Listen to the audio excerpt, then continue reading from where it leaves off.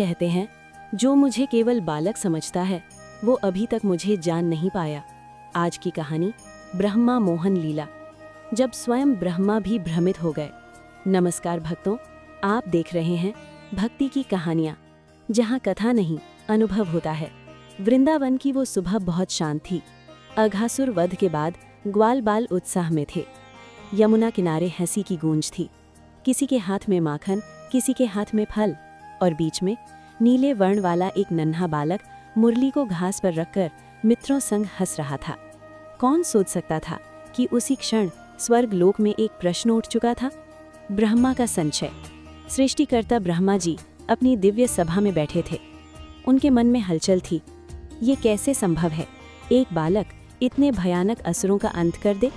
उनका मन स्वीकार नहीं कर पा रहा था। क्या ये सच में वही परम तत्व है जिसकी चर्चा वेद करते हैं? अहंकार कभी शोर नहीं करता, वो बस एक छोटा सा संदेह बनकर जन्म लेता है। और उस दिन ब्रह्मा जी के मन में वही संदेह जन्म ले चुका था। उन्होंने सोचा, मैं परीक्षा लेता हूँ। लीला का आरंभ। वृंदावन में सब कुछ सामान्य था। कृष्ण और ग्वालबाल भोजन कर रहे थे। अचानक एक अदृश्य शक्ति ने सभी बछड़ों और ग्वालबालों को अपनी माया में सुला दिया। क्षण भर में वे सब अदृश्य हो गए। वृंदावन सूना हो गया, लेकिन कृष्ण मुस्कुरा रहे थे, जैसे उन्हें सब पता हो, जैसे ये सब पहले से तय हो। उन्होंने धीरे से आंखें बंद की, और उसी क्षण जो चमत्कार हुआ उसे शब्दों में बांधना कठिन है। स्वयं भगवान बन गए सबके अपने। कृष्ण ने हर ग्वालबाल का रूप धारण कर लिया, हर बछड़े का रूप धारण कर लिया। अब वृंदावन में सब कुछ वैसा ही दिख रहा था, कोई अंतर नहीं। लेकिन एक सूक्ष्म परिवर्तन था।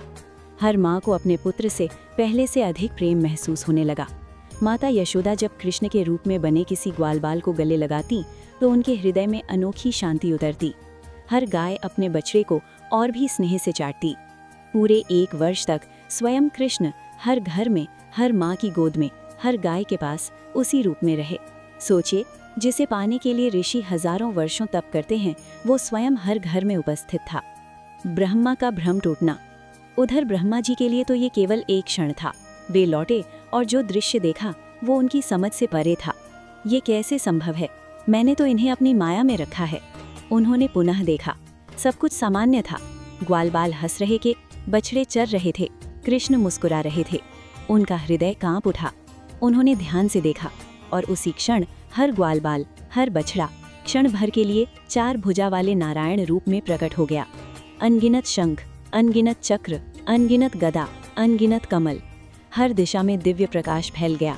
जितने बालक उतने विष्णु, जितने बछड़े उतने नारायण, और उन सब के भीतर अनंत ब्रह्मांड। ब्रह्मा जी स्तब्ध रह गए। उनका अहंकार, उनकी बुद्धि, उनकी सृष्टि का गर्व, सब कुछ उसी क्षण टूट गया। शरणागति। ब्रह्मा जी तुरंत अपने हंस वाहन से उतरे, कंपित होकर कृष्ण के चरणों में गिर पड़े। हे प्रभु, मैं आपको पहचान न सका। मेरी बुद्धि सीमित है, मैंने आपको बालक समझ लिया।